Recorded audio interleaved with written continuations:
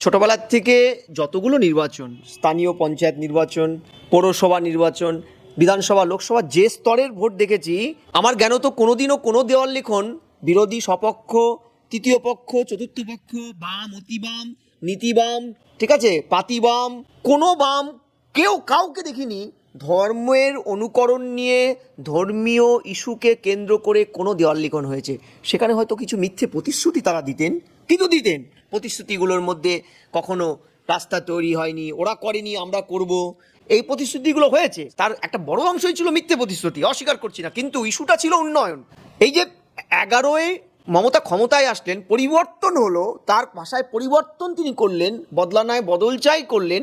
এই বদলটা হলো কি, আমরা এতদিন পরে বুঝেছি বদলটা হলো পশ্চিমবঙ্গের ঐতিহ্য, পশ্চিমবঙ্গের একটা অসাম্প্রদায়িক যে চিত্রনাট্য, চিত্রপট, তার পরিবর্তন তিনি করলেন।